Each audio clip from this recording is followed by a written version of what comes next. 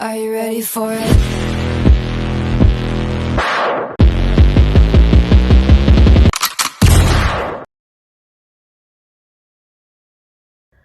Pancasila merupakan dasar negara Indonesia dan filsafat bangsa Indonesia yang terdiri atas 5 sila, yaitu 1. Ketuhanan yang Maha Esa, 2. Kemanusiaan yang adil dan beradab, 3. Persatuan Indonesia, 4. Kerakyatan yang dipimpin oleh hikmat kebijaksanaan dalam permusyawaratan perwakilan, serta 5. Keadilan sosial bagi seluruh rakyat Indonesia. Pancasila mengandung nilai-nilai penting, yaitu nilai dasar, nilai instrumental, dan nilai praksis. Nilai dasar merupakan nilai yang secara hakikatnya melekat pada kelima sila Pancasila, sebab di dalamnya terkandung tujuan-tujuan negara, cita-cita, serta nilai-nilai yang baik dalam setiap silanya. Nilai dasar bersifat universal. Nilai instrumental merupakan penjabaran dari nilai-nilai dasar Pancasila. Nilai instrumental merupakan pedoman pelaksanaan dari kelima sila Pancasila.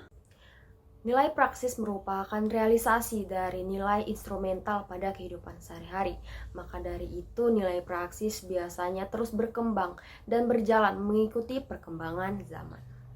Ilmu pengetahuan adalah seluruh usaha sadar untuk menyelidiki, menemukan, dan meningkatkan pemahaman manusia dari berbagai segi kenyataan dalam alam manusia. Segi-segi ini dibatasi agar dihasilkan rumusan-rumusan yang pasti. Ilmu memberikan kepastian dengan membatasi lingkup pandangannya, dan kepastian ilmu-ilmu diperoleh dari keterbatasannya. Pengertian Pancasila sebagai dasar pengembangan ilmu dapat mengacu pada beberapa jenis pemahaman. Salah satunya adalah bahwa setiap ilmu pengetahuan dan teknologi yang dikembangkan di Indonesia harus sesuai dengan nilai-nilai yang terkandung dalam Pancasila. 1. Nilai ketuhanan sebagai dasar pengembangan ilmu. Ilmu pengetahuan harus tetap menjaga keseimbangan antara rasional dan irasional, keseimbangan antara akal, rasa, dan kehendak. 2. Nilai kemanusiaan sebagai dasar pengembangan ilmu. 1. Memberi arah dan mengendalikan ilmu pengetahuan. 2. Memberikan dasar-dasar moralitas bahwa manusia dalam mengembangkan ilmu haruslah secara beradab. 3. Ilmu pengetahuan harus diabadikan untuk peningkatan harkat dan martabat manusia. 3. Nilai persatuan sebagai dasar pengembangan ilmu. Ilmu pengetahuan harus dapat dikembangkan untuk memperkuat rasa persatuan dan kesatuan bangsa. Pengembangan ilmu pengetahuan dan teknologi hendaknya diarahkan demi kesejahteraan umum manusia, termasuk di dalamnya kesejahteraan bangsa Indonesia dan rasa nasionalismenya. 4. Nilai kerakyatan sebagai dasar pengembangan ilmu. Nilai kerakyatan mendasari pengembangan ilmu pengetahuan dan secara demokratis, yang artinya setiap ilmuwan haruslah memiliki kebebasan untuk mengembangkan ilmu pengetahuan, tetapi juga harus saling menghormati dan menghargai kebebasan orang lain. 5. Nilai keadilan sebagai dasar pengembangan ilmu. Pengembangan ilmu pengetahuan harus menjadi keseimbangan dan keadilan dalam kehidupan manusia, yaitu keseimbangan dan keadilan dalam hubungan antara manusia dengan sesamanya, manusia dengan penciptanya, dan manusia dengan lingkungan di mana mereka berada.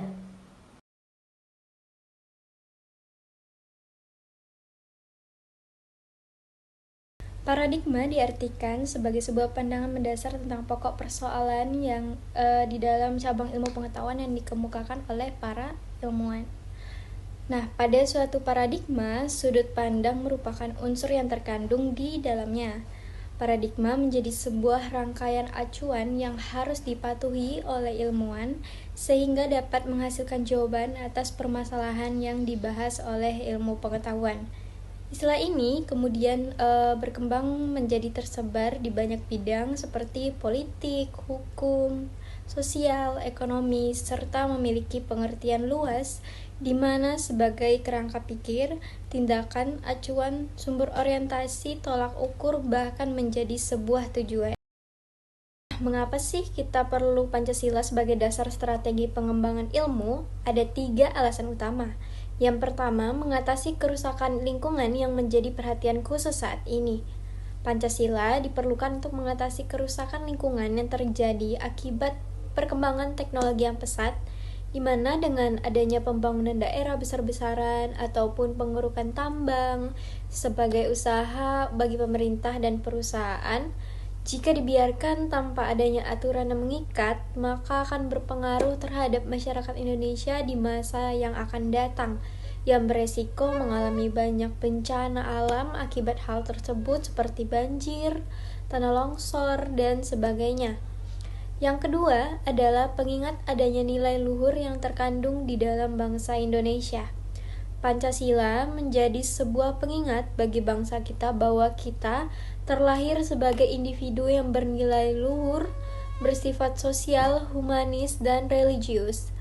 Dengan adanya Pancasila dapat menjadi sarana pengontrol dan mengendalikan arus peredaran teknologi sehingga Indonesia tidak kehilangan jati diri bangsanya dan terjerumus ke dalam sifat individualistik, dehumanis, pragmatis, bahkan cenderung sekuler. Yang ketiga, mulai tergantikannya nilai Pancasila dengan gaya hidup global.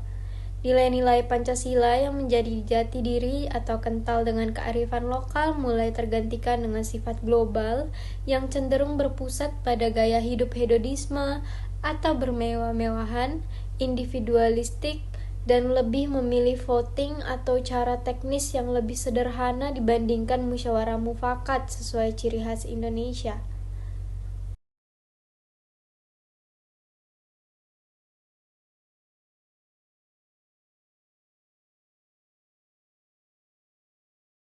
Sejarah singkat Pancasila sebagai dasar pengembangan ilmu pengetahuan di Indonesia dari aspek historis.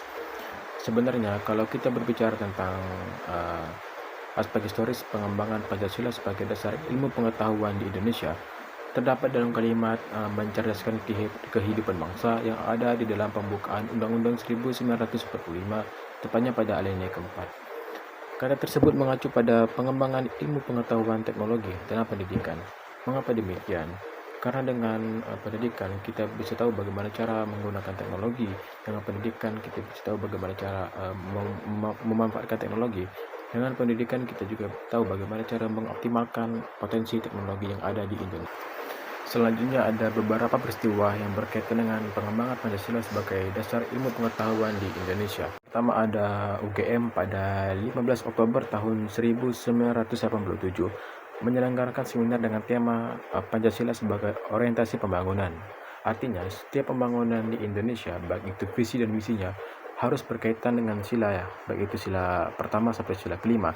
Dan tentunya tidak menguntungkan bagi satu pihak, melainkan menguntungkan bagi semua pihak yang ada di wilayah tersebut. Yang kedua ada Daud Yusuf yang menulis artikel dengan tema Pancasila, Kebudayaan, dan Ilmu Pengetahuan. Beliau menyatakan bahwa Pancasila adalah kebudayaan nasional. Artinya, sebelum Pancasila diresmikan sebagai dasar negara pun, nilai-nilai Pancasila sudah ada di dalam kehidupan masyarakat. Seperti pada zaman dahulu, masyarakat hidup dengan berbagai macam agama, yang tentunya berkaitan dengan sila pertama. Dan contoh yang kedua, gotong royong.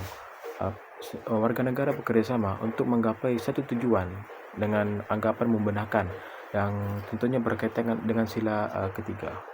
Ketiga ada Profesor Jacob menyebutkan Pancasila harus dapat membantu sebagai dasar etika dalam ilmu pengetahuan dan teknologi. Seperti yang kita tahu bahwa teknologi membawa banyak sekali dampak negatif. Salah satunya adalah hoax. Hoax tentunya dapat menyebabkan suatu perpecahan dalam negara.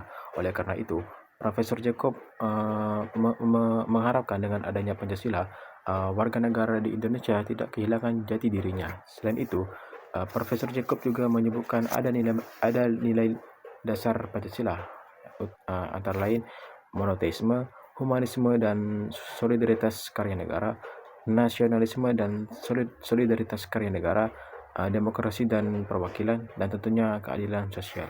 Yang keempat ada Profesor Dr. Muladi menyebutkan bahwa Pancasila mempersatukan seluruh potensi kemanusiaan. Pengembangan teknologi harus disepakati dengan nilai Pancasila yang sebagai common denominator values atau nilai yang disepakati bersama. Yang kelima ada Profesor Dr. Sastra Prateja menyebutkan bahwa Pancasila landasan kebijakan pengembangan ilmu pengetahuan. Jadi Kebijakan di pendidikan harus sesuai dengan Pancasila, baik itu tidak bertentangan dengan agama, mengedepankan keadilan dan sebagainya. Lalu menurut beliau Pancasila sebagai landasan kebijakan pengembangan ilmu teknologi. Jadi pengembangan ilmu teknologi harus memajukan masyarakat, tidak memundurkan masyarakat dengan kemajuan teknologi tersebut. Dan tentunya kemajuan teknologi diharapkan dapat memajukan perekonomian atau peradaban masyarakat di Indonesia. Terima kasih.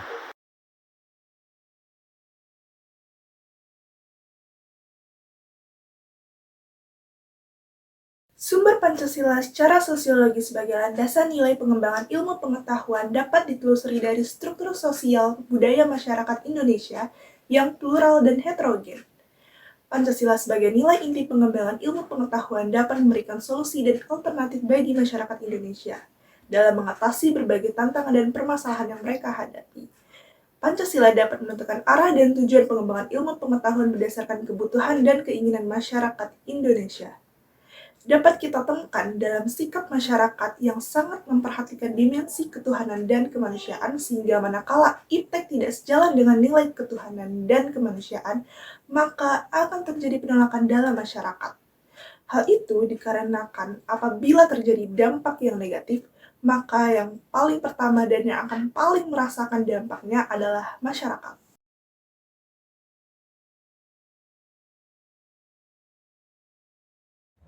Yang selanjutnya adalah aspek politis. Dibagi menjadi dua kebijakan yang dilakukan oleh penyelenggara, yaitu ada dokumen masa Orde Lama dan dokumen masa Orde Baru. Aspek politis Pancasila sebagai nilai pengembangan ilmu di Indonesia dapat diruntut ke dalam berbagai kebijakan yang dilakukan oleh para penyelenggara, di antaranya A. Dokumen masa Orde Lama. Insinyur Soekarno meletakkan Pancasila sebagai dasar nilai pengembangan atau orientasi ilmu, yaitu dapat dilihat dari pidato Soekarno ketika menerima gelar Dr. Honoris Causa di UGM pada 19 September 1951, mengungkapkan hal sebagai berikut. Bagi saya, ilmu pengetahuan hanyalah berharga penuh jika dipergunakan untuk mengabdi kepada praktik hidup manusia atau praktiknya bangsa, atau praktiknya hidup dunia kemanusiaan. Memang sejak muda saya ingin mengabdi kepada praktik hidup manusia, bangsa, dan kemanusiaan itu. Itulah sebabnya saya selalu mencoba menghubungkan ilmu dengan amal, menghubungkan pengetahuan dengan perbuatan, sehingga pengetahuan ialah untuk perbuatan, dan perbuatan dipimpin oleh pengetahuan. Ilmu dan amal harus wahyu mewahyui satu sama lain. Buatlah ilmu berdui tunggal dengan amal. Malahan angkatlah derajat kemahasiswaanmu itu kepada derajat patriot yang sekarang mencari ilmu, untuk kemudian beramal terus-menerus di wajah Ibu Pertiwi. Insinyur Soekarno mengaitkan dengan dimensi kemanusiaan dan hubungan antara ilmu dan amal. Pidato Soekarno di Yogyakarta 18 Maret 1962 mengatakan hal sebagai berikut. Ilmu pengetahuan itu adalah malahan suatu syarat mutlak pula, tetapi kataku tadi, lebih daripada itu. Dus lebih mutlak daripada itu adalah suatu hal lain, satu dasar. Dan yang dimaksud dengan perkataan dasar yaitu karakter. Karakter adalah lebih penting daripada ilmu pengetahuan. Ilmu pengetahuan tetap adalah suatu syarat mutlak.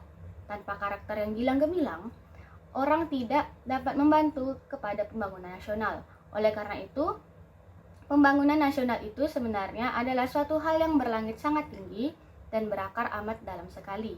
Berakar amat dalam sekali, oleh karenanya akar itu harus sampai dengan inti-inti daripada segenap cita-cita dan perasaan dan gandrungan rakyat. B yaitu dokumen Orde Baru.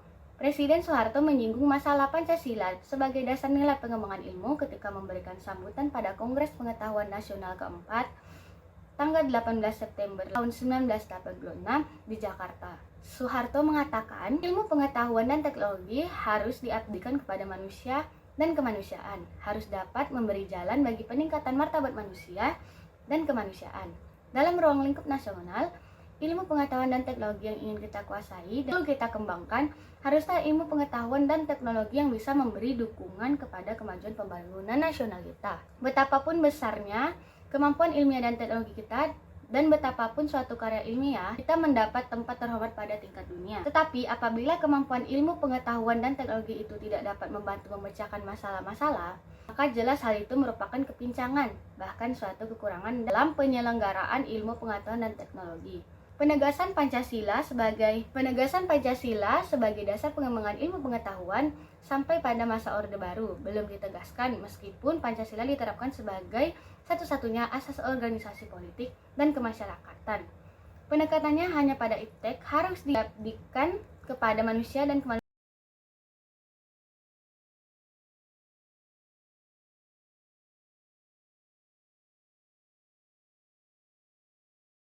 Kesempatan kali ini izinkan saya untuk menjelaskan tentang dinamika dan tantangan Pancasila sebagai dasar pengembangan ilmu.